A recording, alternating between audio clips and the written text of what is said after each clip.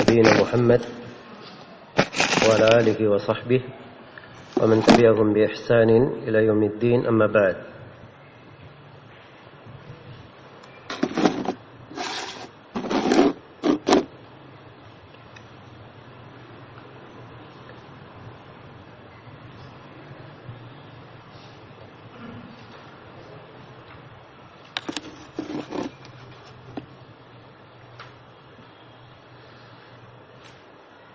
Ini sesi yang kedua dari pembahasan kita.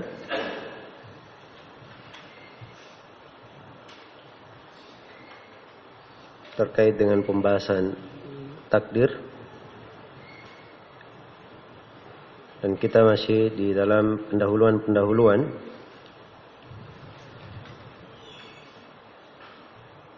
seputar masalah takdir. Dari pokok perkara yang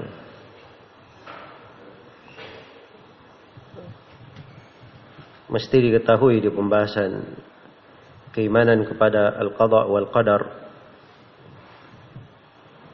keimanan kepada ketentuan dan takdir Allah Subhanahu wa taala,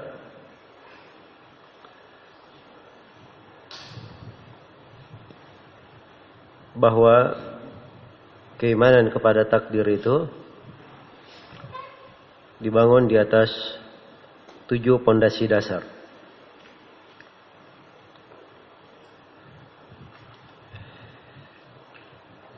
Yang biasa berjalan di penyebutan para ulama, disebutkan ada 4 pondasi atau 4 tingkatan dalam keimanan kepada takdir. Itu yang disebutkan oleh Ibnul Qayyim rahimahullahu ta'ala di dalam kitabnya Syifa'ul Alil. Pembahasan khusus yang beliau uraikan seputar masalah takdir. Dan dari pembagian Ibnul Qayyim ini dinukil oleh banyak ulama setelahnya. Apa yang disebut oleh Ibnul Qayyim rahimahullah pada 4 pondasinya, 4 tingkatannya, itu adalah hal yang benar. Hanya saja dari sisi kesempurnaan,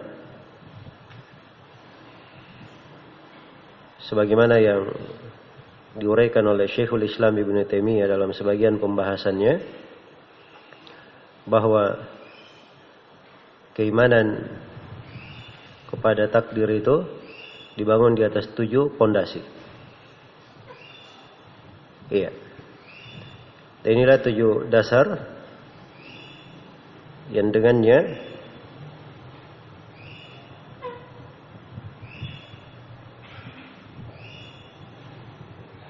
seorang membangun keimanannya kepada takdir Allah Subhanahu wa ta'ala. Baik. Yang pertama adalah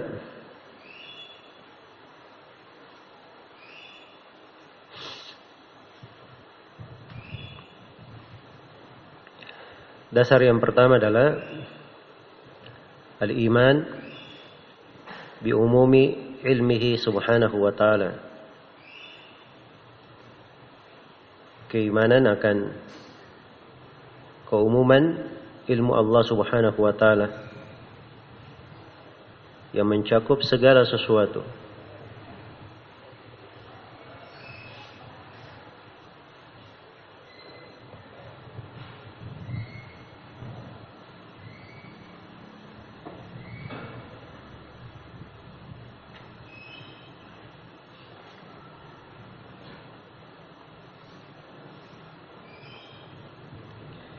Dan ini dasar yang pertama adalah kita mengimani bahwa Allah Subhanahu wa ta'ala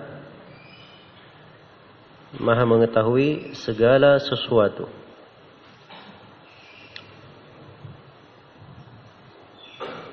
Apakah itu secara global maupun secara terperinci.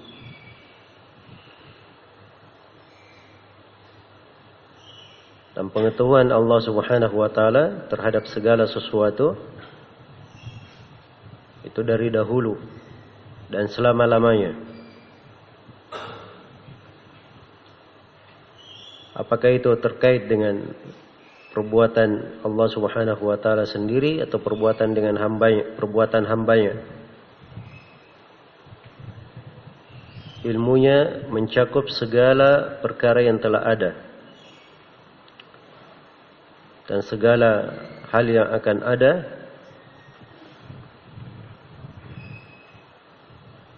dan mencakup segala yang tidak akan ada. Andai kata ada, bagaimana keberadaannya juga diketahui oleh Allah Subhanahu wa taala. Dia Maha mengetahui yang ada, yang tidak ada, yang mungkin, yang mustahil. Tidak ada satu perkara pun di langit dan di bumi keluar dari ilmunya. Allah mengetahui seluruh makhluk sebelum diciptakannya. Mengetahui rezeki mereka, ajal mereka, ucapan, amalan, gerakan-gerakan. Dan telah diketahui siapa yang penduduk sorga dan penduduk neraka. Iya. Maka ini tingkat dasar yang pertama dari keimanan kepada takdir, bahwa seorang wajib mengimani Allah Maha mengetahui segala sesuatu. Jadi apa saja yang ditakdirkan tidak mungkin keluar dari ilmu Allah Subhanahu wa taala. Tidak mungkin keluar dari pengetahuan Allah Subhanahu wa taala. Dan ini dasar yang pertama disepakati oleh para nabi dan para rasul. Iya. Dan disepakati oleh para sahabat dan umat Islam. Tidak ada yang menyelisihi kecuali orang-orang Majusi di tengah umat ini, yang disebut dengan orang-orang Qadariyah. Di antara dalil tentang hal ini banyak sekali pendalilan. Di antaranya adalah firman Allah Subhanahu wa taala, "Wallahu alladzi la ilaha illa huwa alimul ghaibi wasyahada." Dialah Allah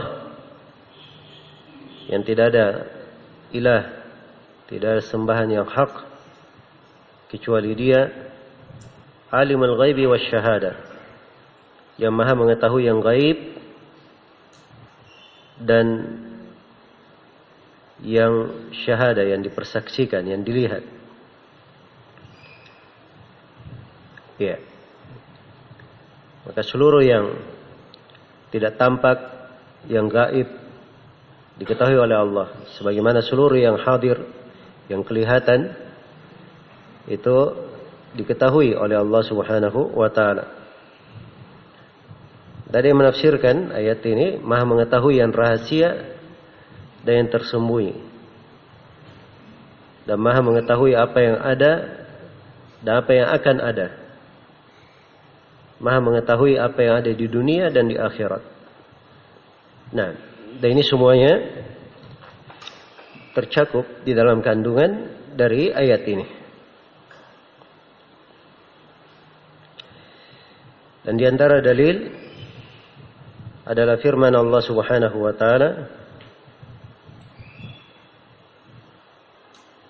"Wa idh qala rabbuka lil malaikati inni ja'ilun fil ardi khalifah qalu ataj'alu fiha man yufsidu fiha wa yasfiku ad-dima' wa nahnu nusabbihu bihamdika wa nuqaddisu lak qala inni a'lamu ma la ta'lamun."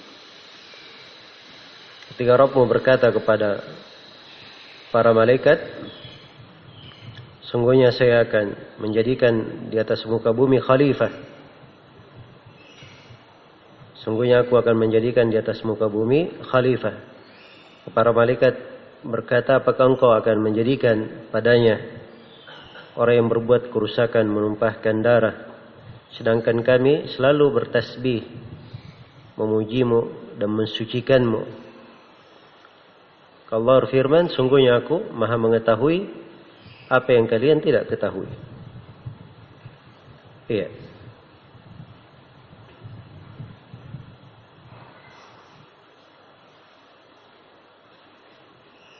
Allah mengetahui apa yang tidak diketahui oleh para malaikat. Karena Allah Subhanahu wa taala tahu iblis yang akan diciptakan bermaksiat. Sebagaimana Allah tahu dari makhluk yang dicipta ada para nabi, para rasul, orang-orang yang salih, ada penduduk sorga. Nah,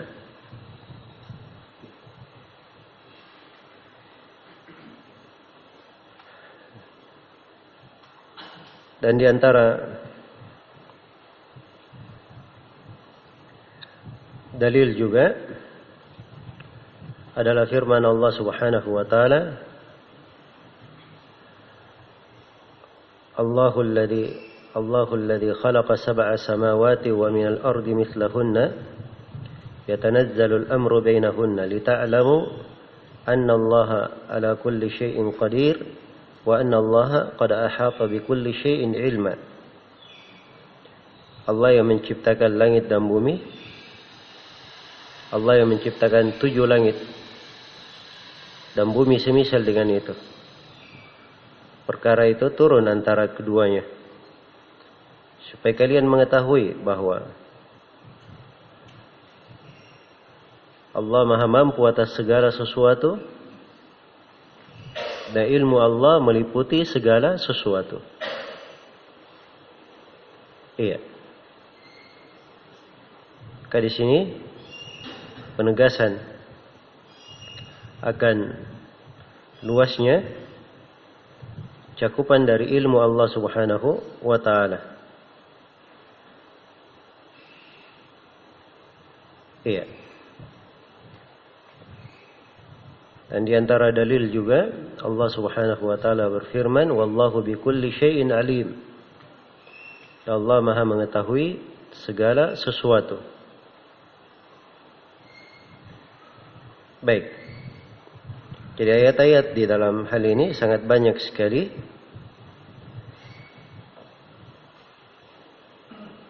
Dan di dalam hadits Rasulullah sallallahu alaihi wasallam diriwayatkan oleh Al-Bukhari dari Ibnu Abbas radhiyallahu anhuma, Nabi sallallahu alaihi wasallam ditanya an auladil musyrikin, tentang anak-anak kaum musyrikin, maka beliau bersabda, Allahu a'lamu bima kanu amilin. Allah lah yang mengetahui apa yang mereka akan kerjakan. Iya. Dan di antara dalil juga adalah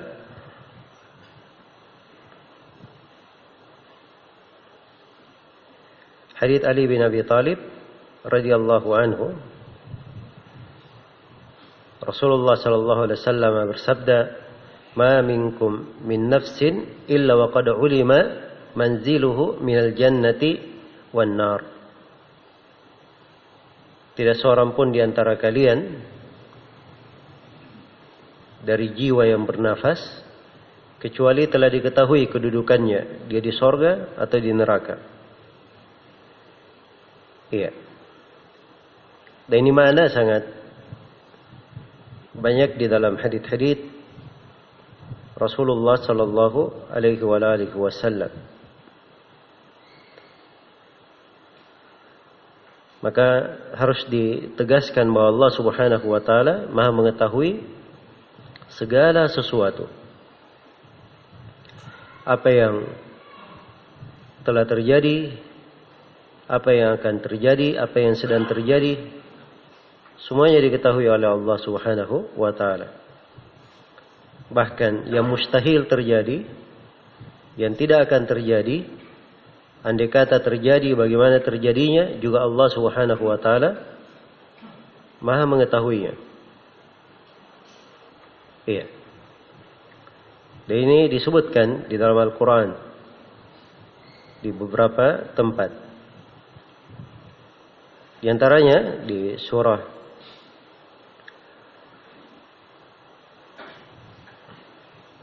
Al-An'am ketika Allah Subhanahu wa taala menjelaskan keadaan penduduk neraka di dalam neraka, walau tara idh wuqifu 'alan nari faqalu ya laitana nuraddu wa la nukadziba bi ayati rabbina wa nakuna minal mu'minin. Andai kata engkau melihat mereka berdiri di neraka, maka penduduk neraka berkata, wahai, andai kata kami dikembalikan. Kalau kami dikembalikan, kami tidak akan mendustakan ayat-ayat Rabb kami. Dan kami akan menjadi orang yang beriman. Ya, ini sekarang penduduk neraka berharap kembali ke mana? Ke dunia. Ini mungkin terjadi atau tidak? Mustahil terjadi. Jelas ya? Tapi bersamaan dengan itu, luasnya ilmu Allah kabarkan. Kalau permintaan mereka dikabulkan, mereka dikembalikan, apa yang akan terjadi, apa yang akan mereka lakukan, Allah terangkan. Di kelanjutan ayat, bal bada lahum ma kanu yukhfuna min qabl walau ruddu la'adu lima nuhu an. Bahkan yang keluar dari mereka itu hanya apa yang mereka sembunyikan sebelumnya dari kedustaan. Allah berfirman, andai kata mereka dikembalikan lagi, mereka akan mengulangi apa yang mereka dilarang darinya. Jadi kabarkan bahwa apa yang mereka kerjakan itu, apa yang mereka minta andai kata diberi, mereka balik lagi ke dunia, maka mereka akan mengulangi perbuatannya. Perhatikan betapa luasnya dari ilmu Allah.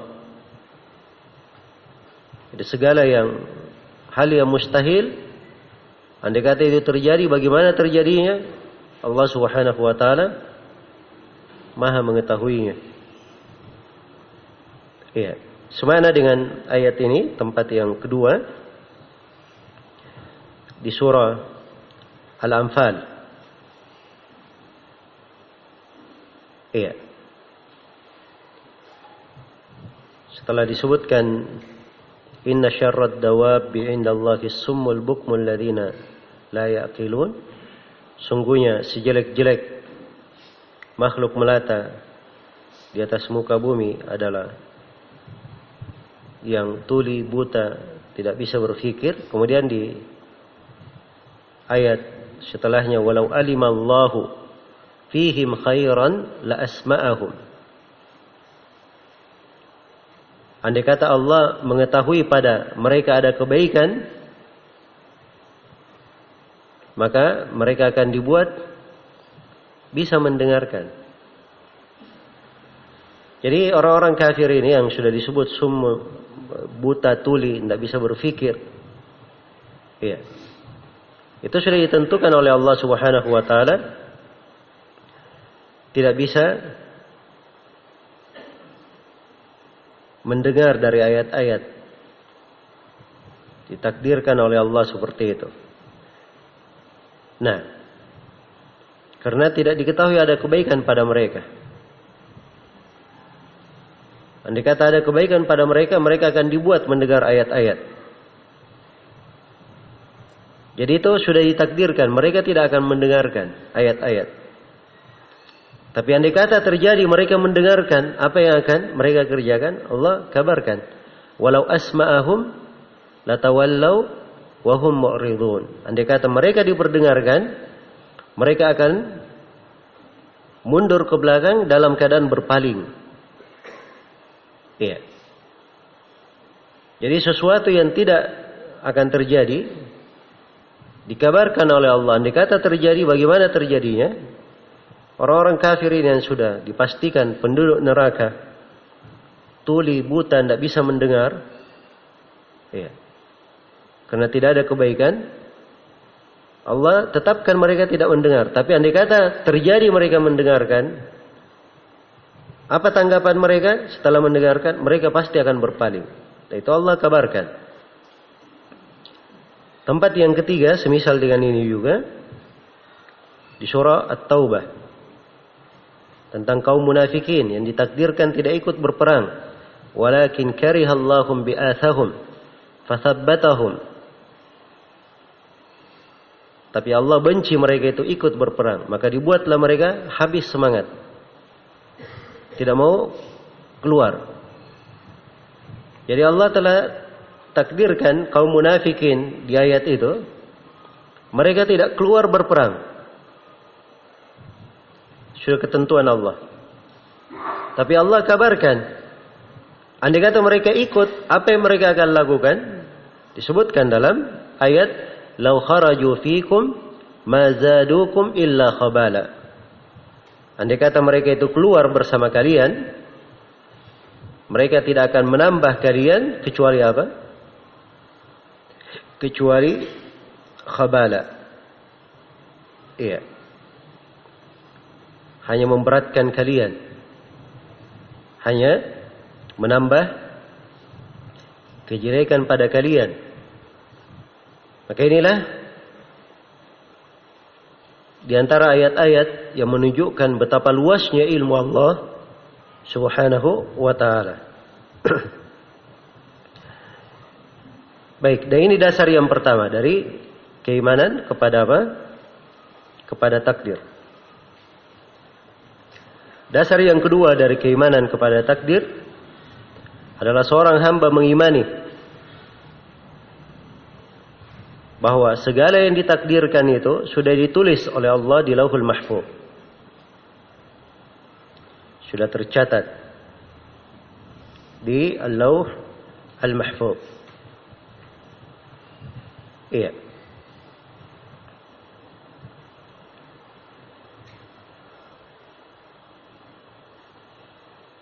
Jadi ini dari pokok keimanan di pembahasan seputar takdir. Dan ini dari hal yang tidak ada silang pendapat di kalangan para as-salaf rahimahumullah bahwa segala yang ditakdirkan itu telah ditulis oleh Allah Subhanahu wa ta'ala di Lauhul Mahfuz.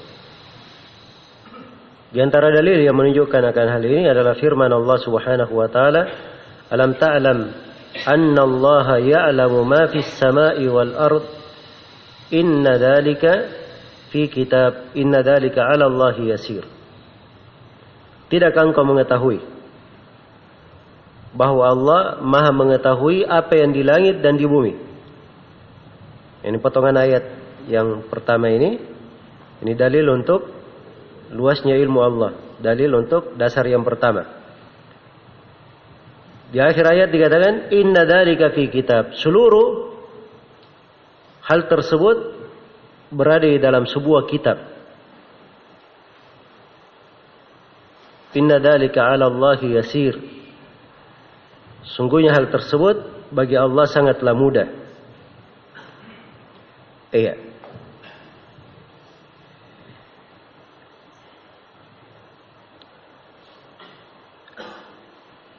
Nah, jadi ayat ini tegas sekali.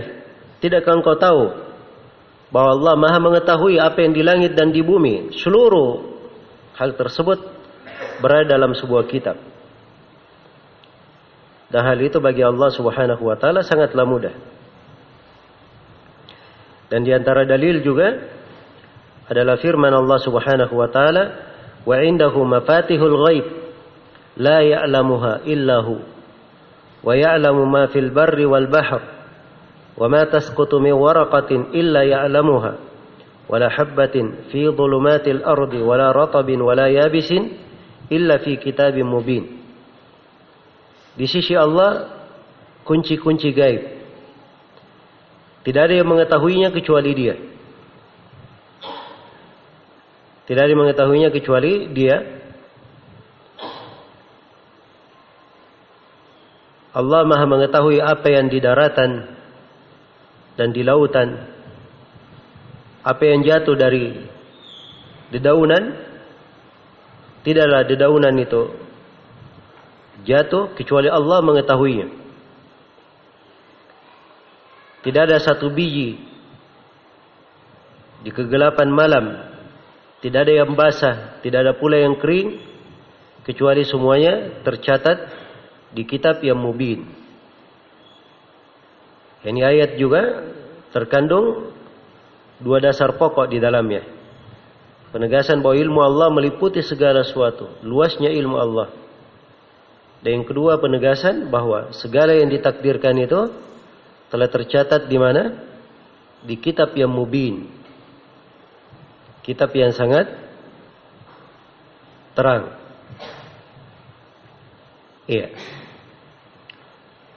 Dan di antara dalil juga adalah firman Allah Subhanahu wa taala di surah Yasin, "Wa kulla syai'in ahsaynahu fi imamin mubin." Segala sesuatu itu kami telah hitung dengan detail dalam sebuah imam yang mubin. Sebuah imam yang mubin, itulah kitab yang terang.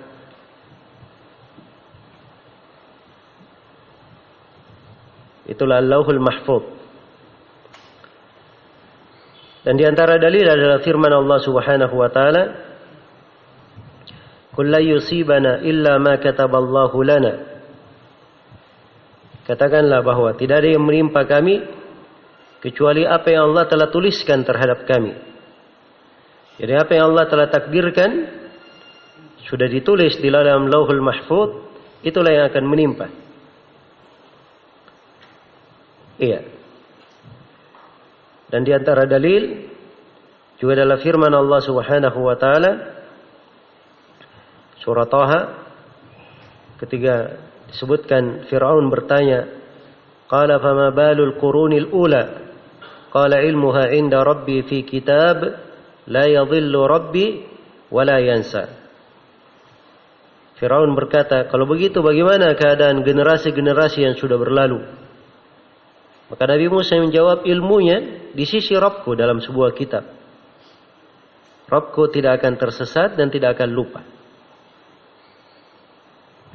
Iya.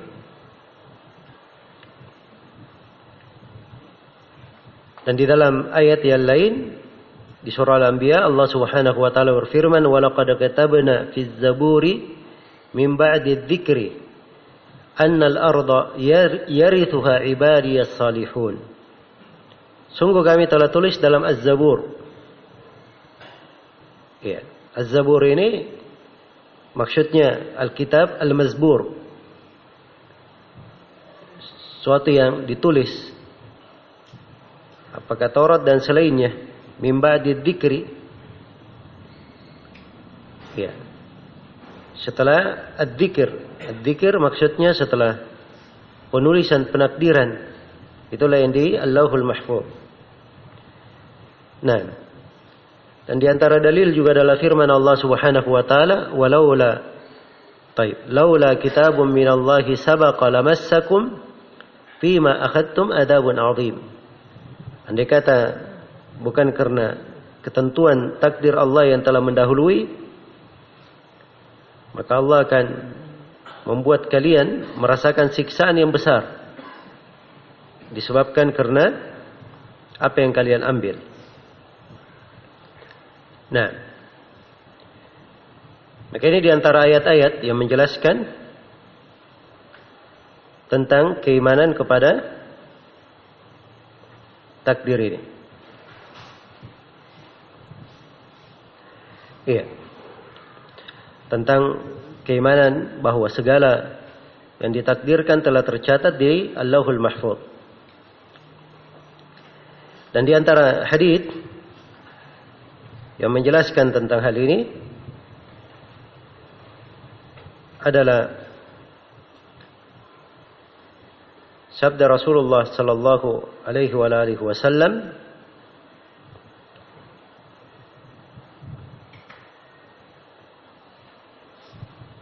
ya, di antara yang paling masyhurnya adalah hadits Abdullah bin Amr bin As, riwayat Muslim.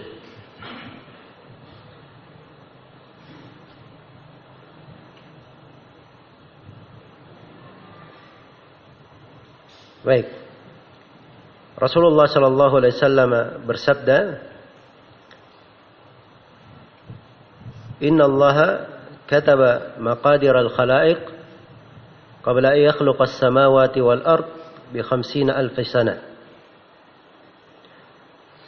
Wa kana arshuhu 'alal ma." Sungguhnya Allah telah mencatat penakdiran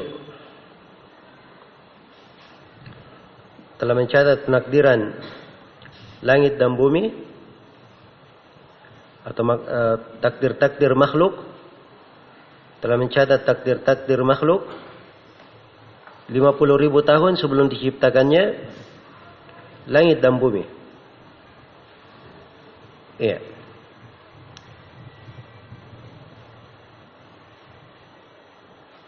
Dan dikatakan wa kana arshuhu 'alal ma, dan adalah arsy Allah di atas air.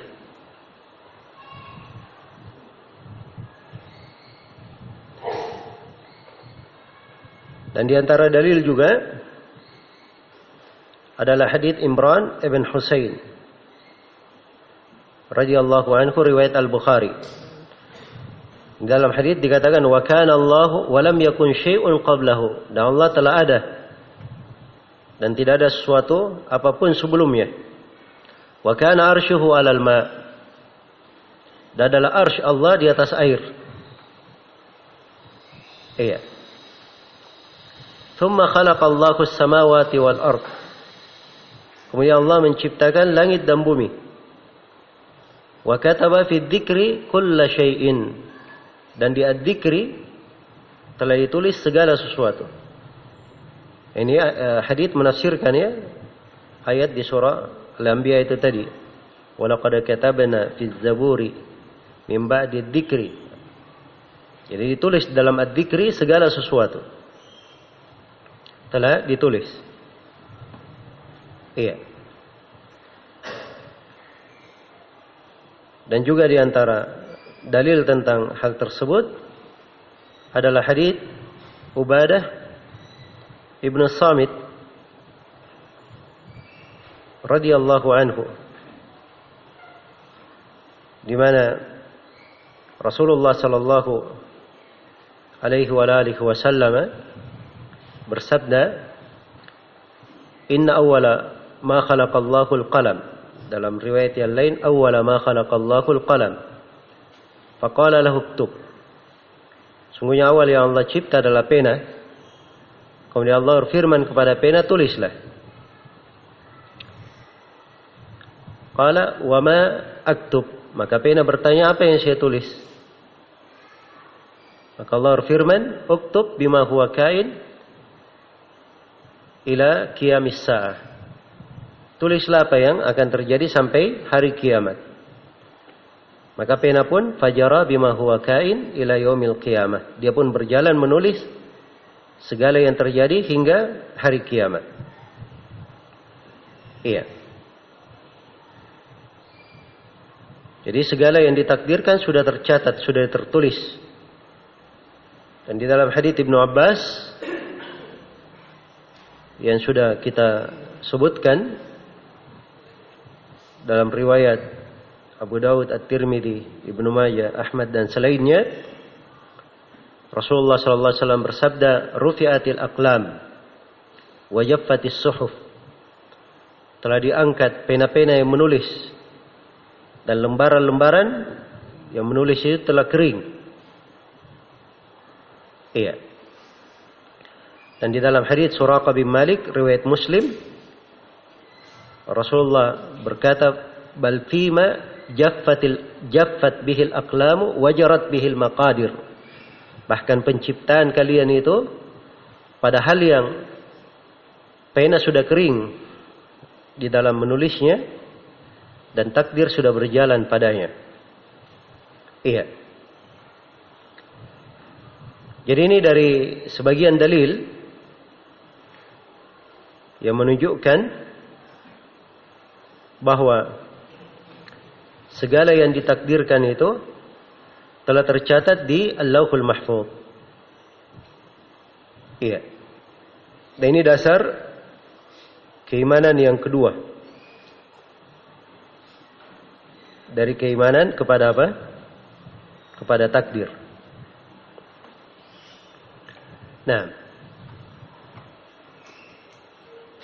Dan di dalam pembahasan ini ya disebutkan juga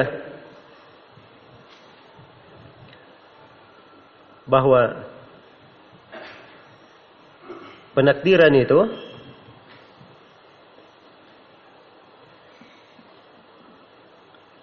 atau ini kita undur di pembahasan yang lain. Di pembahasan yang akan datang. Baik. Ada pembahasan lain terkait dengan masalah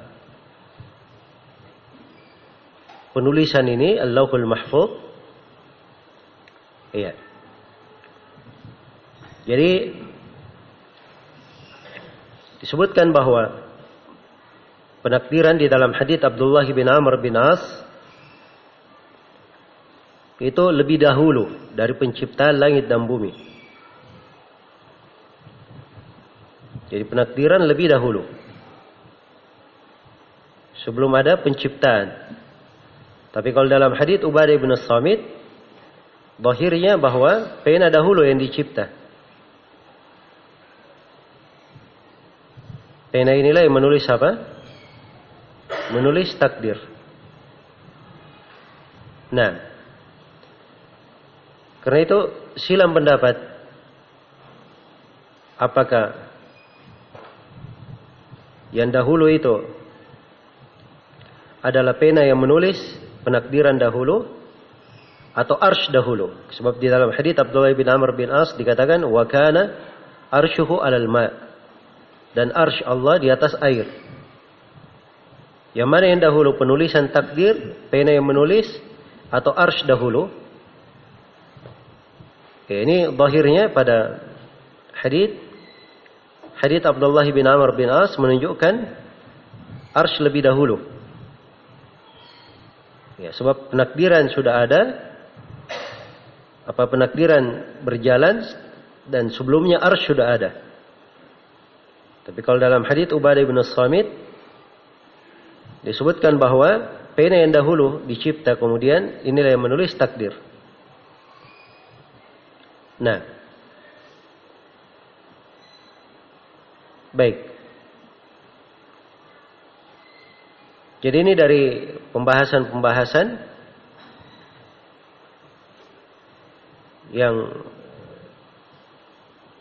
dibahas oleh para ulama tentang yang mana yang lebih dahulu di antara keduanya. Dan yang benarnya bahwa ya, yang paling dahulu adalah arsy, itu yang lebih dahulu. Dan ini dinisbatkan pendapat ini oleh Syekhul Islam Ibn Taimiyah kepada jumhur ahli sunnah. Iya.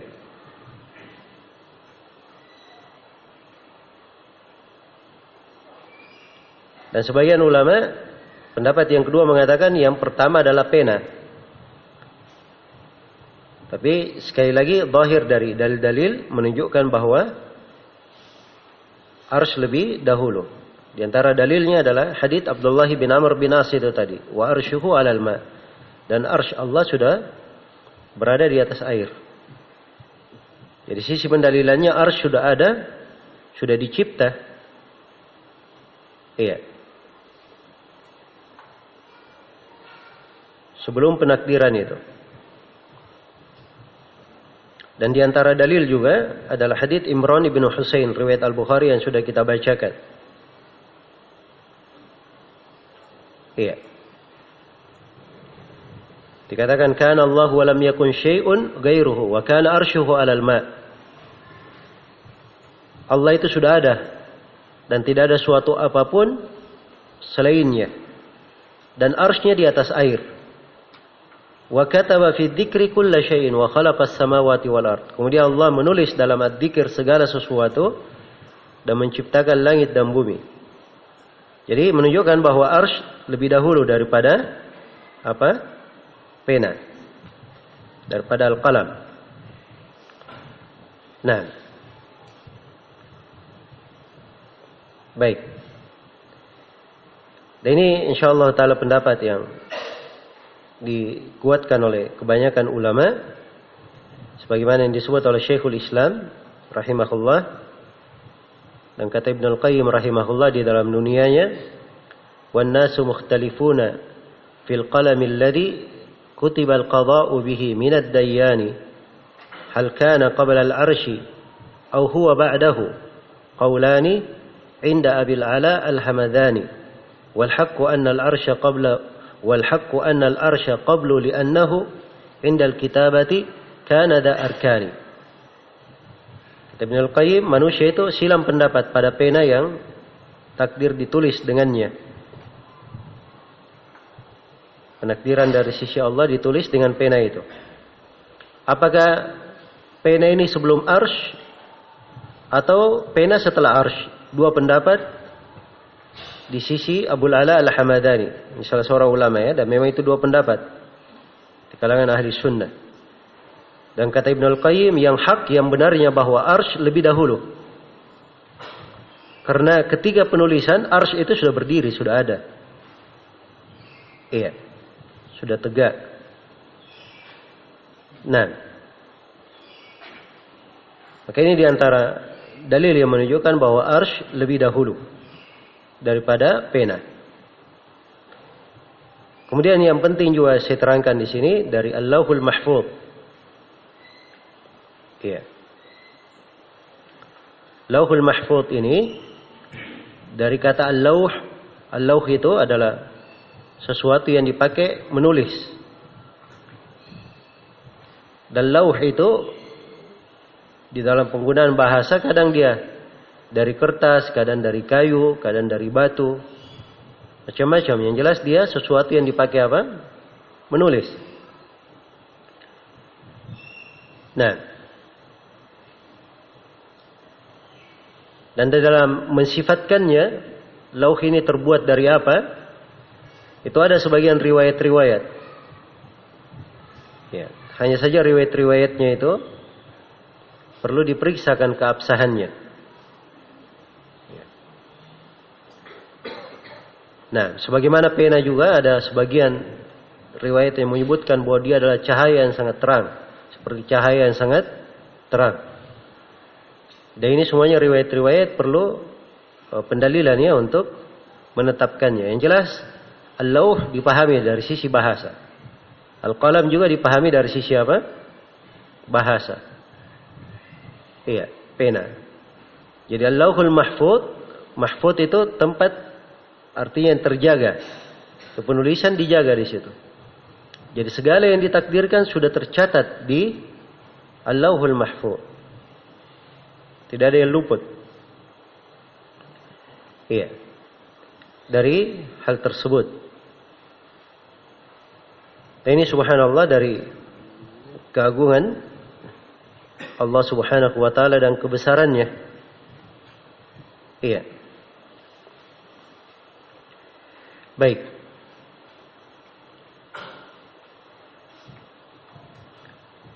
Kemudian yang ketiga yang perlu saya terangkan di sini dari pembahasan terkait dengan penulisan, di dalam hadits Ubadah bin Samit disebutkan inna awwala ma khalaqallahu al-qalam.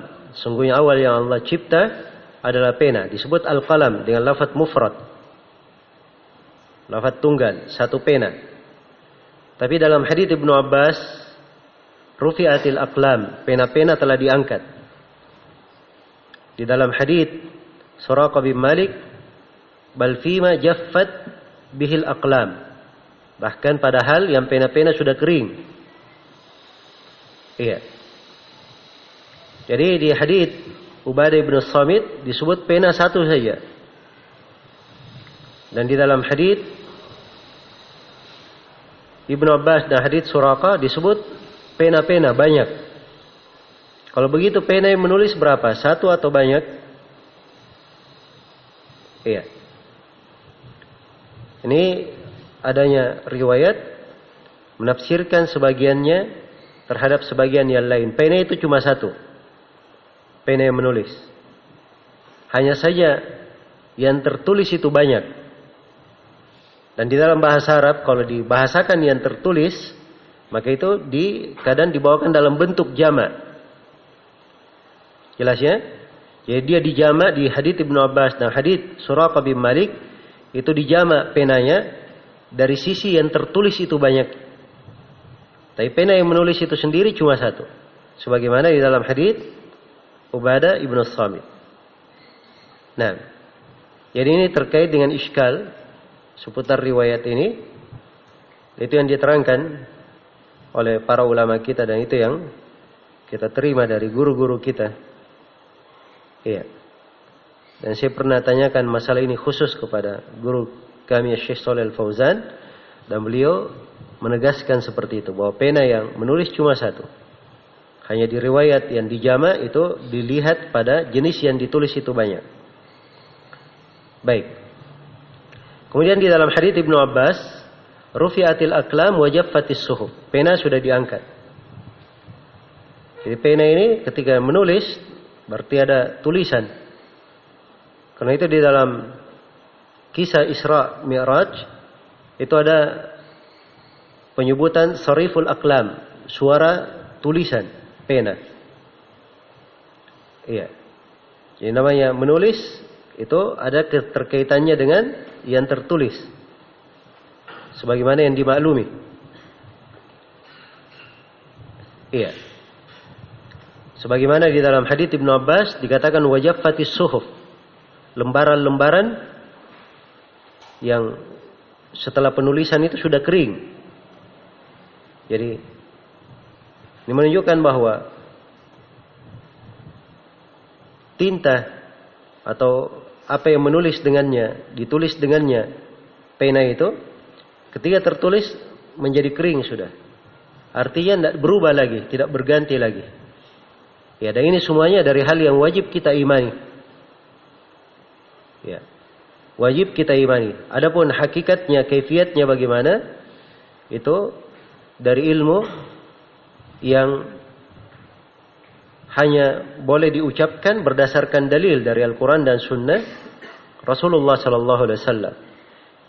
Kalau tidak ada dalil yang menjelaskannya, maka dasarnya kita diam akan hal tersebut. Kita hanya mengimani apa yang dikabarkan. Iya. Baik. Kemudian di antara pembahasan juga di bab ini bahwa kita sudah menyinggung al-lawh dan al-qalam. Al-lawhul mahfuz dan al-qalam ini dua makhluk dari makhluk-makhluk Allah yang tidak akan sirna. Dua makhluk yang akan selalu kekal, tidak apa? Tidak akan sirna. Karena Allah Subhanahu wa taala menciptakannya untuk dikekalkan. Iya. Dan ini ada 8 makhluk yang seperti ini. 8 makhluk yang Allah ciptakan untuk kekal. 8 makhluk dicipta untuk kekal ini disebutkan oleh As-Suyuti dalam 2 bait syair. Kata beliau, "Thamaniyatun hukmul baqa'i ya ummuha minal khalqi wal baquna fi hayyizil adam.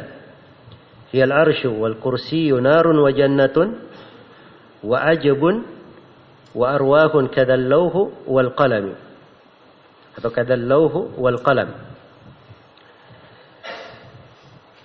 Kata beliau ada 8 perkara. Hukum kekekalan meliputi 8 perkara ini. Ya bahasanya bagus saya Suyuti di sini ya. Hukum kekekalan meliputinya. Sebab makhluk ini dia tidak kekal dengan sendirinya. Dia kekal karena Allah yang menentukannya, menakdirkannya apa? Menjadi kekal. Wal baquna fi hayyizil adami. Selain daripada itu masuk ke dalam makhluk yang tidak ada atau nanti akan sirna. Jadi 8 saja yang kekal. Apa 8 makhluk ini? Yang pertama hiyal arsyu. Yang pertama arsy. Karena Allah beristiwa di atas arsy-Nya. Iya. Allah telah menjelaskan dari sifatnya, sifat al-istiwa ar-Rahman alal arsy istawa. Kemudian yang kedua wal kursi. Kursi ini diterangkan di dalam hadits Ibnu Abbas, riwayat Al-Hakim dan selainnya. Al-kursi mawdi'ul qadamaini. Ya, kursi itu adalah tempat kedua kaki Allah Subhanahu wa taala. Nah, yang ketiga dan yang keempat adalah sorga dan neraka. Ya, jadi katakan apa? Hiyal arsyu wal kursiyu narun wa jannatun. Sorga dan neraka. Ya. Sorga dan neraka ini memang dicipta untuk kekal. Karena itu terhadap penduduk sorga dikatakan khalidina fiha. Kekal di dalamnya. Penduduk neraka juga begitu. Kekal di dalamnya. Karena ini dua makhluk Allah Subhanahu wa taala ciptakan untuk dikekalkan. Dan yang kelima, wa'ajabun. Wa'ajabun yaitu ajabud danab. Tulang ekor. Ya, manusia. Sebagaimana dalam hadits riwayat Bukhari dan Muslim, Rasulullah bersabda, "Laisa minal insani syai'un illa yabla, illa adman wahidan wa huwa ajabud danab. Wa minhu yurakkabul khalqu yaumal qiyamah." Tidak ada suatu pun dari manusia kecuali akan sirna, akan musnah, kecuali satu tulang, yaitu ajabud danab, tulang ekor. Dan darinya lah manusia akan dibentuk lagi pada hari kiamat. Iya. Baik. Kemudian yang keenam adalah ruh. Ya, karena ruh itu sebagaimana dalam riwayat-riwayat, ya, dia tidak sirna. Begitu seorang meninggal, ruhnya keluar, berpindah ke alam lain. Iya. Jadi ruh ini banyak, ada beberapa alam yang dilewati. Di perut ibu, di alam dunia, di alam barzakh, dan di akhirat. Dan ruh dicipta untuk kekal. Nah, apalagi setelah kematian disembelih antara sorga dan neraka, didatangkan kematian dalam bentuk kambing, lalu disembelih, maka dikatakan kepada penduduk sorga kekekalan, tidak ada lagi kematian. Pada penduduk neraka juga kekekalan, tidak ada lagi kematian. Maka ruh akan selalu apa? Bersamanya. Kemudian yang ke-7 dan ke-8 dari makhluk yang kekal adalah al-lauh wal qalam. Iya, al-lauhul mahfuz itu tempat dicatatnya takdir sebagaimana yang telah diterangkan. Dan itu dicipta untuk dikekalkan. Sebagaimana al-qalam juga seperti itu. Iya. Dan ini semuanya dari hal-hal yang benar ya. Menunjukkan bahwa 8 makhluk ini diciptakan oleh Allah Subhanahu wa taala untuk kekal. Iya. Dan ini 8 hal ini yang disebut oleh Suyuti, disebut juga oleh Ibn Abil Iz dalam syarah Aqidah Tahawiyah. Dan itu yang ditetapkan oleh para ulama kita dari dahulu hingga belakangan. Nah, 2 bait syair ini saya pernah bacakan kepada guru kami Syekh Shalih Al-Fauzan hafizahullah, dan beliau menyetujui seluruh kandungan yang ada di dalamnya. Baik. Jadi ini pembahasan tentang beberapa pembahasan pelengkap terkait dengan dasar keimanan yang kedua. Jadi sekali lagi dasar keimanan yang kedua dalam masalah takdir apa tadi? Kita wajib mengimani bahwa segala yang ditakdirkan telah tercatat di mana? Di Allahul Mahfuz. Baik. Kemudian pembahasan yang ketiga atau dasar keimanan yang ketiga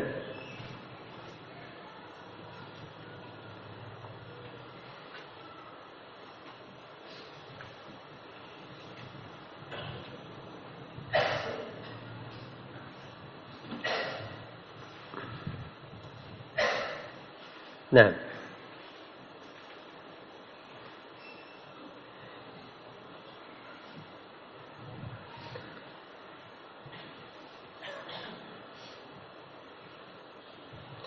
baik. Dasar yang ketiga adalah kita mengimani bahwa segala yang ditakdirkan itu Allah Subhanahu wa taala menghendakinya. Kita imani akan masyiah Allah Subhanahu wa taala. Apa yang Allah kehendaki, itulah yang terjadi. Dan apa yang Allah tidak kehendaki, tidak akan terjadi.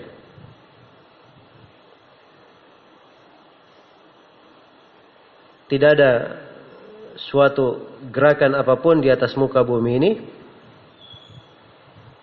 dan tidak ada bentuk diam apapun, tidak ada petunjuk, tidak ada yang disesatkan kecuali semuanya dengan kehendak Allah Subhanahu wa taala. Semuanya di bawah masyiah Allah, di bawah kehendaknya. Iya. Banyak dalil yang menunjukkan akan dasar pokok ini.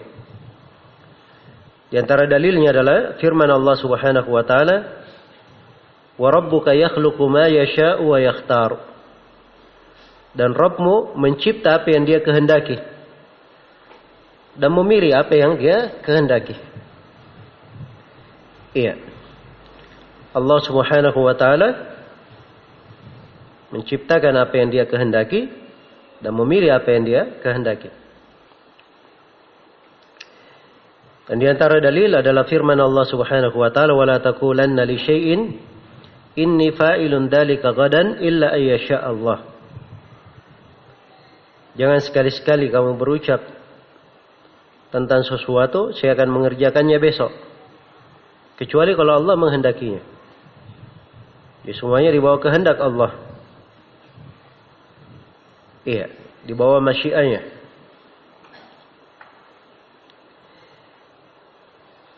Dan di antara dalil juga adalah firman Allah Subhanahu wa taala di surah Al-An'am, "Walau annana nazzalna ilaihimul malaikata wa kallamahumul mauta wa hasyarna alaihim kulla syai'in qubula ma kanu liyu'minu illa ayyasha Allah." Makanu liyu'minu illa ayyasha Allah. Andai kata kami menurunkan kepada mereka para malaikat dan mereka dibicarai langsung orang-orang yang sudah mati, dan kami kumpulkan segala sesuatu. Maksudnya andai kata tanda-tanda ayat-ayat ini datang kepada orang-orang kafir, iya, yang sudah dibutakan hatinya, malaikat berbicara langsung untuk beriman. Orang yang sudah mati bercerita bahwa benar itu orang-orang yang beriman. Segala sesuatu dikumpulkan, mereka tidak akan beriman kecuali kalau Allah menghendakinya. Jadi segala sesuatu di atas kehendak Allah. Dan di antara dalil adalah firman Allah Subhanahu wa taala, "May yasha'illahu yudlilhu wa may yasha' yaj'alhu ala siratim mustaqim." Siapa yang Allah kehendaki, Allah akan menyesatkannya. Dan siapa yang Allah kehendaki, Allah akan jadikan dia di atas jalan yang lurus. Iya.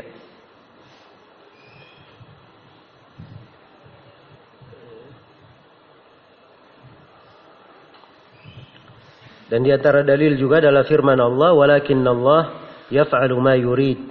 Akan tetapi Allah melakukan apa yang Dia kehendaki. Masih ada ayat-ayat lainnya terkait dengan hal ini. Dan dari hadits-hadits Rasulullah sallallahu alaihi wasallam, banyak hadits yang menunjukkan tentang hal itu. Di antaranya hadits riwayat Muslim. Rasulullah sallallahu alaihi wasallam bersabda, "Inna quluba bani Adam kulluha baina isba'aini min asabi'ir rahman. Kaqalbin wahidin yusarrifuhu haitsu yasha." Sesungguhnya hati-hati anak Adam itu antara dua jari dari jari jemari Allah, dari jari jemari Allah Ar-Rahman. Seperti satu hati, Allah membolak-baliknya sesuai dengan kehendaknya. Disebutkan sesuai dengan kehendaknya. Iya.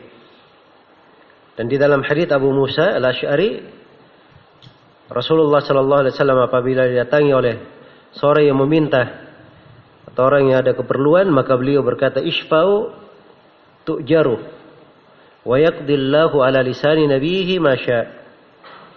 Berilah syafaat, kalian akan diberi pahala. Dan Allah memutuskan melalui lisan nabinya apa yang Dia kehendaki. Iya. Jadi segala sesuatu ini itu semuanya dibangun di atas kehendak Allah. Tidak ada yang keluar darinya. Tidak ada yang keluar darinya. Iya. Apa saja. Walau sya'allahu maqtatalu walakinna Allah yaf'alu ma yasha. Andai kata Allah berkehendak, mereka tidak saling berperang, tapi Allah melakukan apa yang Dia kehendaki. Walau sya'allahu la jama'ahum 'alal huda. Andai kata Allah berkehendak, Allah akan mengumpulkan mereka di atas petunjuk. Iya. Walau syaa rabbuka la amana man fil ardi kulluhum jami'a. Andai kata Rabbmu berkehendak, maka seluruh yang ada di atas muka bumi akan beriman. Maka semuanya dibangun di atas kehendak Allah Subhanahu wa taala. Iya. Dan ini terkait dengan apa? Terkait dengan dasar yang ketiga, bahwa segala yang terjadi ini itu dengan kehendak Allah Subhanahu wa taala. Terjadi dengan apa? Kehendak Allah Subhanahu wa taala. Baik. Sisa di sini ada satu pembahasan yang perlu diterangkan, dan ini dari hal-hal yang sangat penting di pembahasan takdir. Iya, saya akan isyaratkan nanti di sela-sela pembahasan Syekhul Islam Ibnu Taimiyah menguraikan sumber-sumber penyimpangan di dalam masalah takdir. Salah satu sumber penyimpangan di dalam masalah takdir adalah seorang tidak membedakan antara dua jenis iradah. Jadi Allah itu maha berkehendak, punya masyiah, punya iradah. Dan apa yang Allah Subhanahu wa taala takdirkan itu semuanya dengan iradatillah, dengan kehendak Allah. Dan iradah Allah Subhanahu wa taala, kehendak Allah itu terbagi dua. Ada iradah kauniyah, qadariyah, dan ada iradah syar'iyyah diniyah. Ada dua jenis iradah. Iya. Dua jenis kehendak. Dan ini dari pembagian yang penting ya untuk dipahami. Jadi iradah Allah Subhanahu wa taala terbagi berapa tadi? Terbagi dua. Ada iradah kauniyah, qadariyah. Dan yang kedua ada iradah apa? Syar'iyyah diniyah. Ya kalau di apa namanya? Di bahasa ringkasnya ada iradah kauniyah, ada iradah apa? Syar'iyyah. Iya. Ada iradah kauniyah dan ada iradah syar'iyyah. Nah, iradah kauniyah ini Itu irada yang semana dengan kata kehendak, semana dengan masyiah. Nah, itulah yang terkait dengan penakdiran. Jadi irada kauniyah ini cakupannya pada ketentuan yang Allah tentukan. Kadang itu ketaatan, kadang kemaksiatan, mencakup orang kafir, muslim. Irada kauniyah. Pada hal yang dicintai oleh Allah dan kadang tidak dicintai oleh Allah. Kadang dimaksudkan pada hal itu sendiri dan kadang hal itu ditakdirkan untuk perkara yang lain. Ini irada kauniyah namanya. Dan irada yang kedua adalah irada apa? Syar'iyah. Irada syar'iyah itu bermakna mahabbah. Allah cinta, mencintainya. Hal yang diridhai oleh Allah. Dan ini terkait dengan hal yang disyariatkan. Hal yang dicintai dan diridhai oleh Allah. Iya. Sesuatu yang terkait dengan orang-orang yang beriman saja. Orang-orang yang berislam. Dan dimaksudkan pada zatnya. Memang Allah menghendaki hal itu. Secara langsung. Ini disebut irada apa? Irada syar'iyah. Iya. Jadi ada irada kauniyah, ada irada apa? Irada syar'iyah. Nah, apa perbedaan antara dua jenis irada? Iya.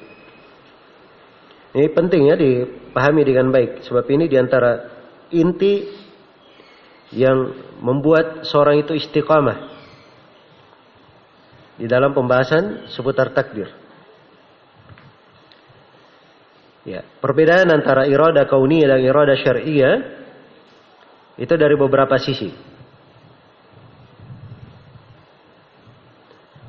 Ya. Sisi yang pertama, kalau irada kauniyah, hal yang terjadi Allah kehendaki dengan irada kauniyah, itu kadang Allah mencintainya, meridhoinya, dan kadang tidak dicintai oleh Allah dan tidak diridhoi. Itu kalau irada apa? Kauniyah. Tapi kalau irada syar'iyah, itu pasti dicintai dan diridhoi oleh Allah. Jelas ya? Iya. Allah menghendaki keimanan Abu Bakar. Irada kauniyah. Terjadi Abu Bakar beriman. Apakah Allah cinta keimanan? Jawabannya apa? Allah mencintainya. Meridhoinya. Allah menghendaki kafirnya Fir'aun. Ini terjadi atau tidak? Terjadi. Berarti irada apa? Kauniyah. Apakah Allah cinta kekafiran? Jawabannya tidak. Sebab itu irada kauniyah. Jelas ya? Kalau irada syar'iyah, itu pasti Allah cintai. Seperti keimanan Abu Bakar, dia irada kauniyah dari sisi Allah menakdirkannya. Dan irada syar'iyah juga dari sisi Allah apa? Mencintainya. Ini perbedaan yang pertama ya. Karena saya sudah terangkan tadi. Bahwa irada kauniyah itu semana dengan masyiah, kehendak. Dan irada syar'iyah itu semana dengan apa? Mahabbah, kecintaan. Perbedaan yang kedua, irada kauniyah, ya, kadang dimaksudkan untuk selainnya. Irada kauniyah kadang dimaksudkan untuk apa? Selainnya. Sekarang Allah menakdirkan, menghendaki diciptakannya iblis, menghendaki diciptakannya dosa dan maksiat. Untuk apa hal itu? Ada hikmah di sisi Allah. Ada maksud di belakangnya. Jelas ya? Iya. Jadi maksud diinginkannya ada hal yang lain di belakangnya. Mungkin dari diciptakannya iblis adanya kejelekan, dosa dan maksiat. Ada pembahasan taubat, pembahasan istighfar, ada pembahasan mujahadah. Jadi dia tidak dimaksudkan pada zatnya, dimaksudkan untuk apa? Untuk selainnya. Jadi ini irada apa? Irada kauniyah. Kadang diinginkan pada zatnya, irada kauniyah, dan kadang diinginkan untuk selainnya. Adapun irada syar'iyah itu pasti diinginkan pada zatnya. Kalau irada syar'iyah, karena Allah mencintai ketaatan, mensyariatkan ketaatan, meridai ketaatan itu pada zatnya. Iya. Ini kalau irada apa?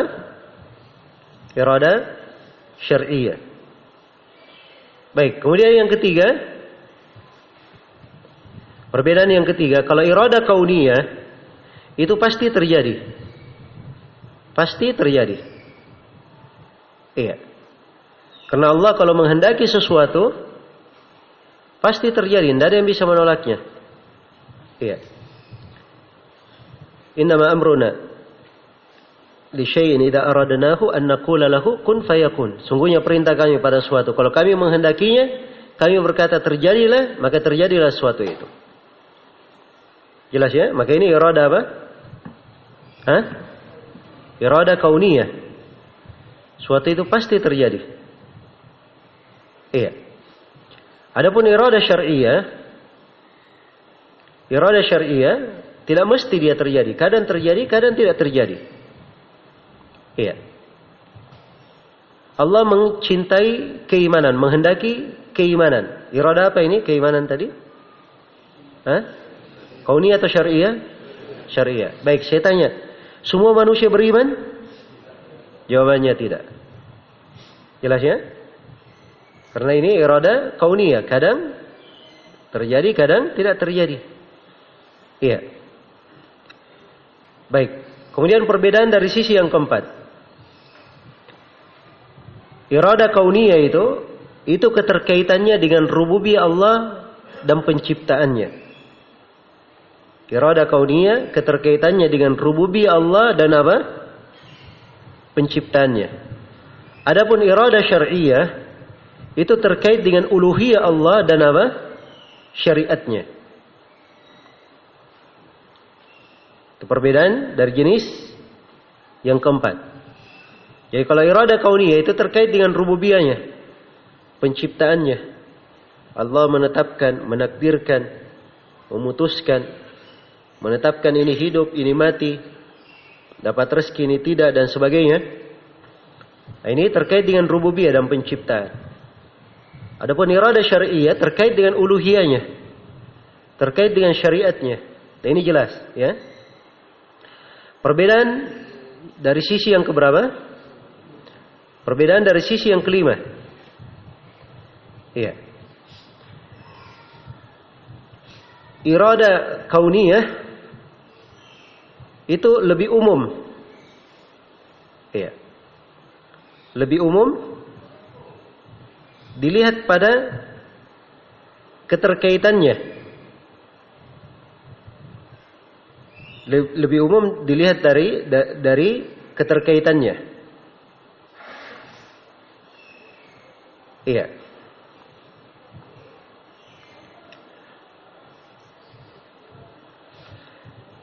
Dia lebih umum dilihat dari keterkaitannya pada hal yang dicintai oleh Allah atau diridhai oleh Allah. Nah, tapi dia lebih khusus. Irada kauniyah lebih khusus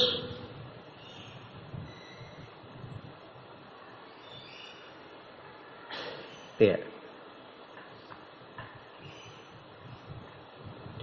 Dari sisi dia terkait dengan keimanan orang kafir, dari sisi terkait dengan masalah lebih khusus dari sisi dia tidak terkait dengan keimanan orang kafir atau ketaatan seorang yang apa? Yang fasik.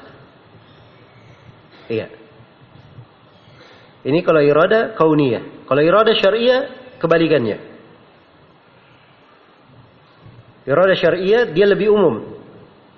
Dari sisi dia terkait dengan segala yang diperintah. Iya, terjadi maupun tidak terjadi. Tapi dia lebih khusus. Ya, lebih khusus daripada iradah kauniyah, di mana iradah kauniyah itu dia mencakup yang diperintah maupun tidak diperintah. Ini khusus untuk diperintah saja. Baik.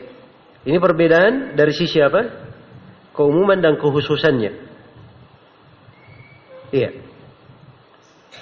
Jadi perbedaan yang kelima ini saya ulangi, kalau iradah kauniyah dia lebih umum. Dari sisi keterkaitannya dia mencakup hal yang dicintai oleh Allah, diridhai oleh Allah, ya. Ataupun tidaknya, dia lebih umum. Dan iradah syariah lebih khusus dari sisi itu. Ya. Tapi sebaliknya, kalau iradah syariah dia lebih umum dari sisi dia mencakup segala yang diperintah. Segala yang diperintah, terjadi maupun tidak terjadinya. Beda dengan iradah kauniyah, itu tidak terkait dengan keimanannya orang kafir, ketaatan orang fasik.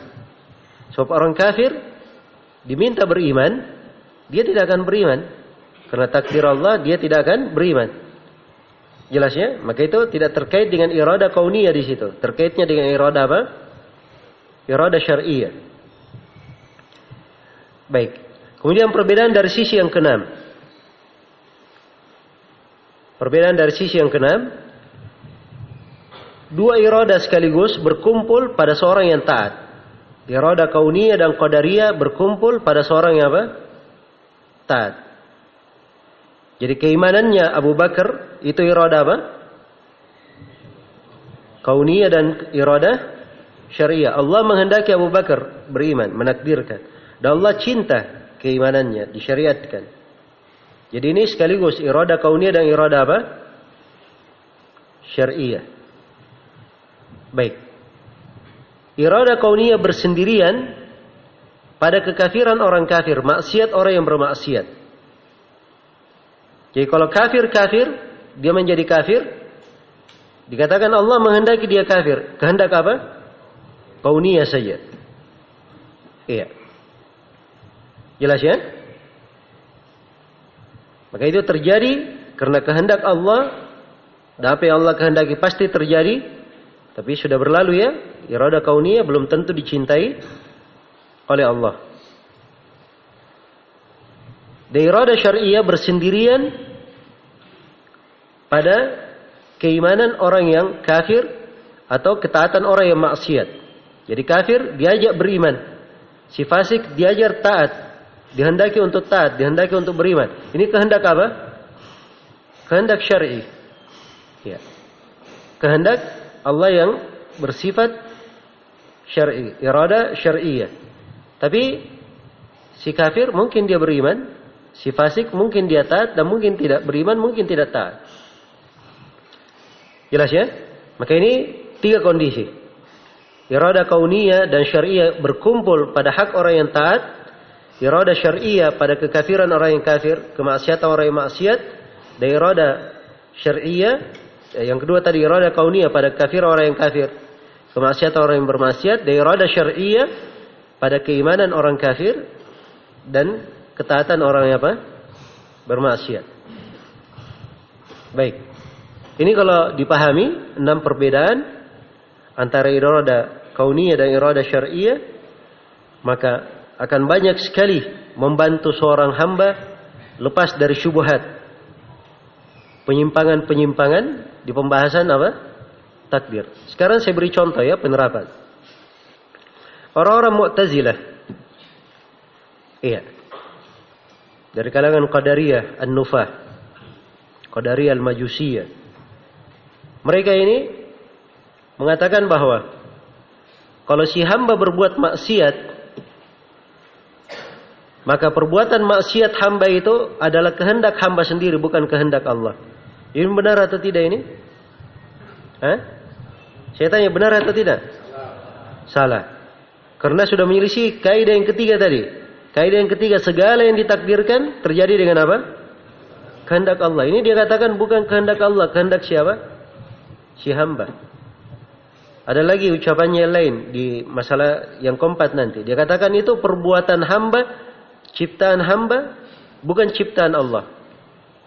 Jadi perbuatannya bermaksiat itu ciptaan hamba sendiri, bukan ciptaan Allah. Ini orang-orang Mu'tazilah. Kenapa dia berkata seperti itu? Ini lihat apa yang menjadi sebab dia jatuh dalam penyimpangan. Orang-orang Mu'tazilah berkata, iya, kejelekan tidak boleh dinisbatkan kepada Allah. Maha suci Allah menghendaki hambanya apa? Berbuat zina, mencuri, merampok. Kan begitu?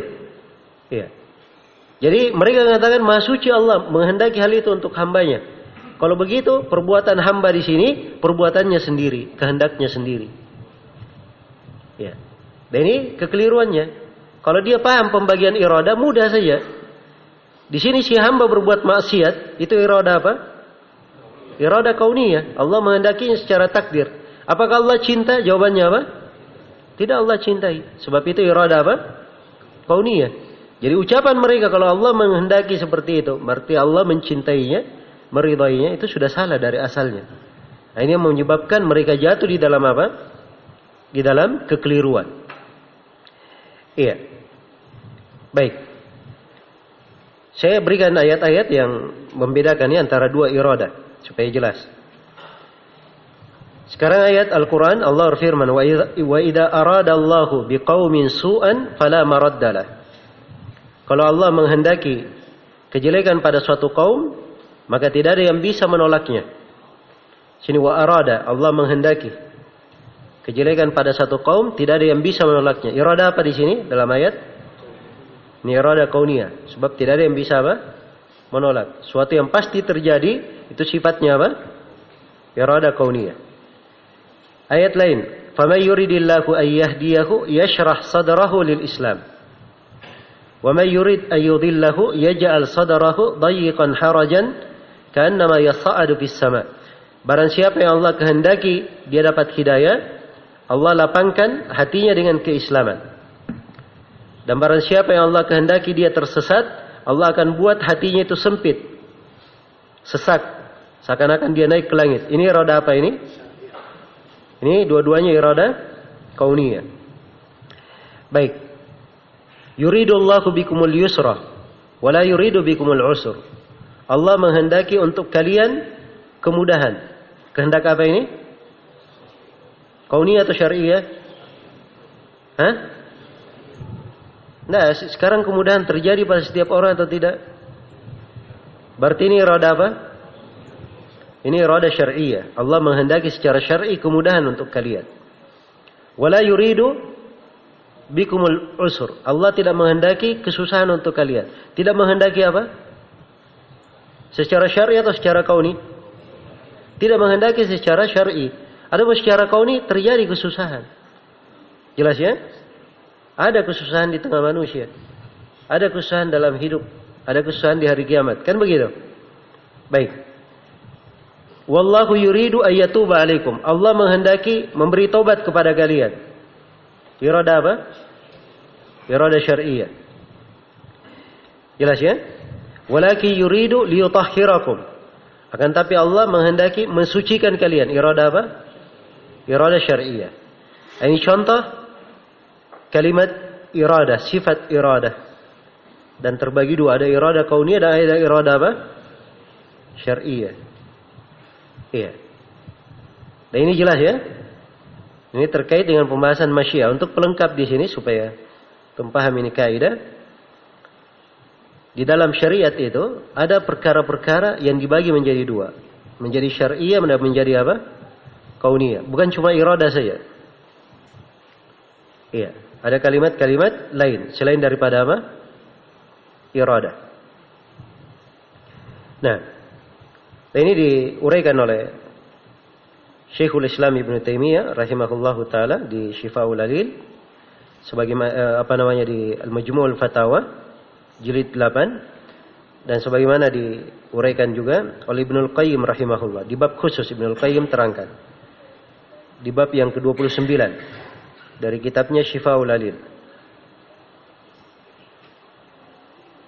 Nah, jadi Ibnul Qayyim rahimahullah menyebutkan bahwa ada beberapa perkara yang terbagi menjadi berapa?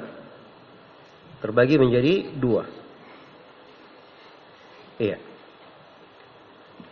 Di antara hal tersebut yang beliau beri contoh adalah al-qadha. Al-qadha di dalam kitab Allah ada dua. Ada qadha qauni dan ada qadha apa? Syar'i. Contoh qadha qauni. Falamma qadayna alaihi al-maut. Begitu kami qadha kematian terhadapnya. Ini qadha apa? Qauni. Kami tetapkan dalam sifat qauni pasti terjadi kematian terhadapnya. Yang bersifat syar'i, wa qadha rabbuka alla ta'budu illa iya, al-ayah. Dan Rabbmu menetapkan kamu tidak beribadah kecuali Dia. Qadha di sini bersifat apa? Bersifat syar'i. Perbedaannya sama itu tadi ya, dengan perbedaan iradah. Begitu cara membedakannya. Iya, kaidah-kaidah membedakannya seperti itu. Baik. Demikian pula di antara yang terbagi dua adalah al-hukum. Hukum itu terbagi dua, ada hukum kauni dan ada hukum apa? Syar'i. Ya. Qur rabbihkum bil haqq. Katakan wahai Rabbku, berilah hukum dengan kebenaran. Ini sini hukum dengan kebenaran. Ya. Ini hukum bersifat apa? Bersifat kauni di sini. Jelas ya? Minta ditetapkan dengan kebenaran. Dalikum hukmullahi yahkumu bainakum. Ya, adapun yang bersifat dini itulah hukum Allah yang Allah hukumkan di antara kalian. Ayat di surah apa namanya?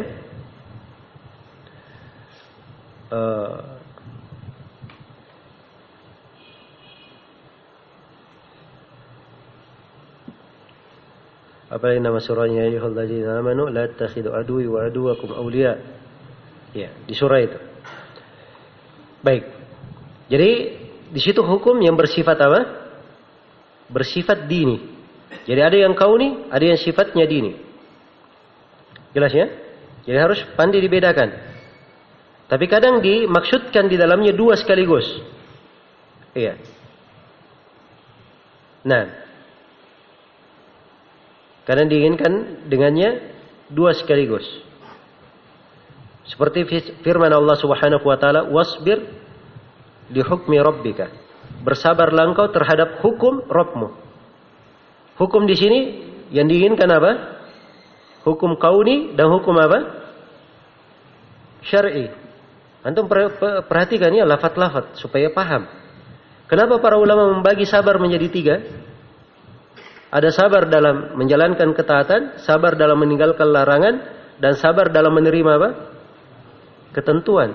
Karena sabar terhadap hukum Allah ada yang bersifat hukum syar'i. Itulah sabar dalam ketaatan, sabar dalam meninggalkan apa? Larangan. Dan ada sabar dalam hukum kauni, itu sabar dalam menerima apa? Ketentuan Allah. Ya supaya antum tahu ya pembagian-pembagian itu kenapa muncul penafsiran-penafsiran itu dasarnya dasar ilmi. Ini kaidah-kaidahnya untuk mudah memahami. Baik. Di antara hal yang mempunyai apa namanya pembagian menjadi dua juga adalah al-kitabah. Ada kitabah kauniyah dan ada kitabah apa? Syar'iyah. Ya, sudah berlalu ya, laqad katabna fi zaburi. Sungguh kami telah tulis dalam Az-Zabur. Itu sudah ditakdirkan maksudnya. Nah, dan kadang ada kitabah syar'iyah, kutiba alaikumus siyam. Ditulis atas kalian as-siyam. Maksudnya dari sisi syar'i. Baik. Ada yang lain juga seperti al-amr, perintah. Ada amr kauni dan ada amr apa? Syar'i. Amr kauni misalnya, innama amruhu idza arada syai'an ay yaqula lahu kun fayakun. Sungguhnya perintah Allah. Kalau dia menghendaki sesuatu, dia berkata terjadilah, maka terjadilah sesuatu ini. Perintah apa di sini? Kauni. Jelas ya? Dan ada perintah yang bermana perintah syar'i. Iya. Innallaha ya'muru bil adl. Sungguhnya Allah memerintah dengan apa? Keadilan wal ihsan wa ita'i dzil qurba. Innallaha ya'muru an tu'addul amanati ila ahliha. Maka ini perintah sifatnya apa? Sifatnya syar'i. Di antara kalimat juga yang terbagi dua ada apa? Idin. Sudah berapa ini kita tulis tadi? Yang pertama tadi apa? Qada. Pertama irada ya, yang kedua qada, yang ketiga apa tadi? Hah? Hukum, yang keempat? Hah? Izin, yang kelima? Hah? Amr, baik. Iya. Jadi sekarang sudah 5 ya?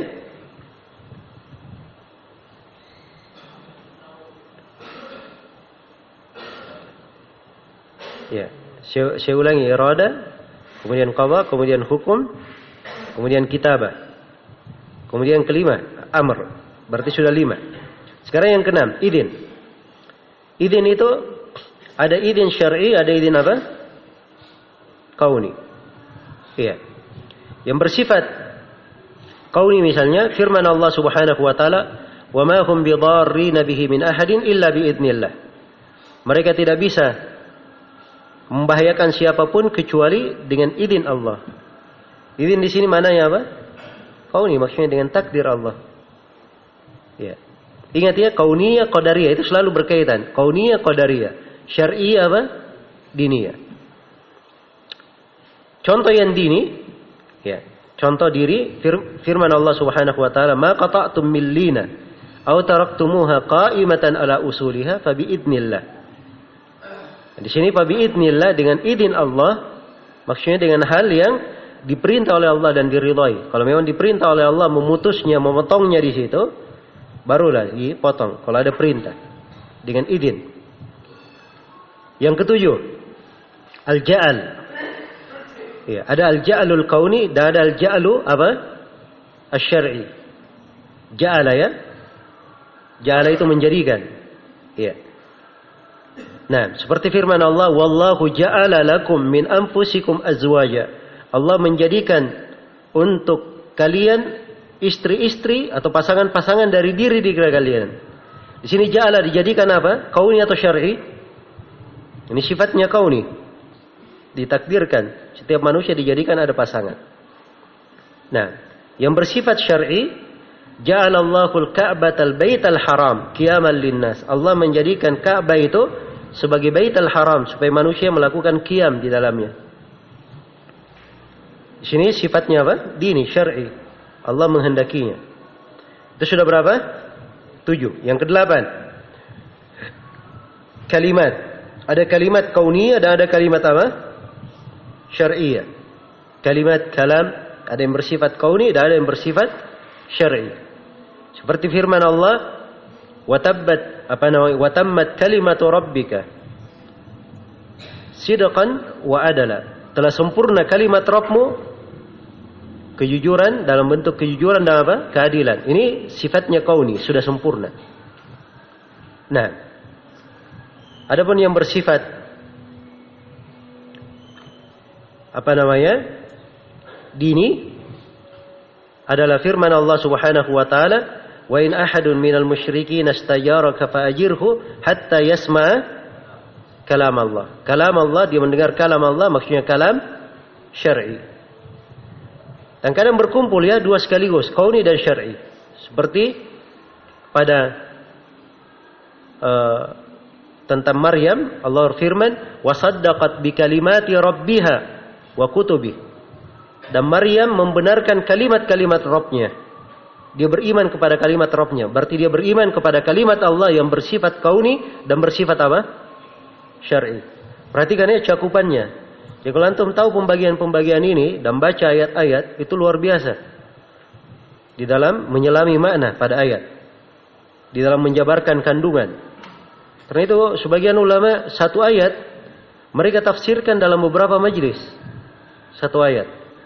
Karena memang dari kandungan kalimat-kalimat syar'i, kalimat-kalimat dalam Al-Quran dan hadits itu cakupannya luas, maknanya mendalam. Iya. Ini sudah berapa ini? 8. Yang ke-9, Al-Ba'ath. Al-Ba'ath ada yang bersifat kauni dan ada yang bersifat apa? Syar'i. Nah, yang bersifat kauni misalnya, "Fa idza jaa wa'du ulahuma ba'atna 'alaikum ibadan lana Kalau sudah datang hal yang diancam pada salah satu dari keduanya, maka kami akan kirim utus kepada kalian dari hamba-hamba kami. Jangan dianggap bahwa diutusnya hamba ini Allah cintai orang yang berbuat kerusakan ini. Tidak. Tapi ini pengutusan dalam sifat apa? Kauni. Sudah dimaklumi ya, yang bersifat kauni mungkin Allah cintai dan mungkin tidak dicintai. Iya. Jadi perhatikan penggunaan kauni dan syar'i ini berlaku pada seluruh kalimat ini. Mana-mananya supaya lurus pemahaman. Kalau tidak didudukkan seperti itu, dia bisa banyak keliru memahami ayat-ayat. Ya, dan bisa banyak dibisiki oleh syaitan dari syubhat-syubhat. Tapi kalau dia kuat pemahamannya, insya Allah akan mudah dia memahami. Contoh al-ba'ats yang bermakna syar'i. Huwallazi ba'atsa fil ummiyina rasulan minhum. Dialah Allah yang mengutus di tengah ummiyin, orang-orang Arab, seorang rasul di tengah mereka. Ini pengutusan bersifat apa? Bersifat syar'i. Allah mencintainya. Baik, sudah 9. Yang ke-10. Al-irsal. Al-ba'ats pengutusannya, pembangkitan. Al-irsal pengutusan juga. Irsal ada yang bersifat kauni. Alam tara anna arsalna syayatina alal kafirina ta'uzzuhum azza. Iya. Tidakkah engkau melihat bahwa kami mengutus syaitan-syaitan terhadap orang kafir itu melakukan azza terhadap mereka. Ini bersifat apa? Bersifat kauni. Kalau bersifat dini, huwallazi arsala rasulahu bil huda wa dinil haq. Dialah Allah yang mengutus rasulnya dengan petunjuk dan apa? Agama yang lurus. Jelas ya? Iya. Jadi ada yang bersifat kauni, ada yang bersifat dini. Baik. Yang ke berapa sekarang? Yang ke-11 at-tahrim. Ada at-tahrim bersifat kauni, pengharaman kauni. Nah, seperti firman Allah Subhanahu wa taala, "Wa haramun 'ala qaryatin ahlaknaha annahum la yarji'un." Haram terhadap satu kaum yang kami telah binasakan. Haram mereka itu kembali lagi. Tidak mungkin dia kembali lagi kalau sudah dibinasakan. Ini haram bersifat apa? Kauni, tidak pasti terjadi, selama-lamanya tidak akan kembali. Dan yang kedua, tahrim bersifat dini. Bersifat pengharaman agama. Hurrimat alaikumul maita. Diharamkan atas kalian apa? Bangkai. Dari sisi hukum syar'i diharamkan. Iya. Hurrimat alaikum ummahatukum wa banatukum dan seterusnya. Itu dari sisi hukum apa? Hukum syar'i. Yang ke-12, al-ita. Pemberian. Ada ita kauni dan ada ita apa? Syar'i. Wallahu yu'ti mulkahu man yasha. Allah memberi kekuasaannya. Allah memberi kekuasaannya kepada siapa yang dia kehendaki. Di sini memberi bersifat apa? Kauni. Iya. Jadi kalau Allah sudah menghendaki siapa diberi, terjadi sebagaimana yang Allah kehendaki. Tidak ada yang bisa menolaknya. Jelas ya? Baik. Dan ada yang bersifat dini. Ita bersifat apa? Dini bersifat syar'i. Ya. Wa ma atakumur rasulu fakhudhu. Apa yang dibawa oleh Rasul, didatangkan oleh Rasul, terimalah dia. Didatangkan di sini bersifat apa? Syar'i. Nah. Baik, ini berapa kalimat ini? Hah? Sudah berapa tadi? 12 ya? Baik. Jadi itu sudah 12 kalimat. Iya. Dan ada kalimat-kalimat lain sebenarnya selain daripada 12 ini. Iya. Dan ini saya kira cukup memberikan kepada kita gambaran ya akan pembagian-pembagian kalimat-kalimat ini. Iya. Nah, masih ada al-insya. Al-insya belum ya. Terus ke-13. Juga ada al-kurh. Al-kurhu itu juga terbagi dua. Ada kurhun syar'i, ada kurhun kauni. Nah. Baik. Seperti yang bersifat kauni untuk kurh, walakin karihallahum bi'athahum. Tapi Allah benci mereka berangkat. Maksudnya secara qadari, kauni dibenci mereka tidak berangkat. Ada yang bersifat syar'i. Iya. Wa karraha ilaikumul kufra wal fusuq wal isyan. Allah membuat kalian itu benci kepada apa? Kekafiran, kefasikan dan kemaksiatan. Nah. Baik. Jadi ini perbedaan atau di antara kalimat-kalimat, semuanya jumlahnya ada 14 kalimat.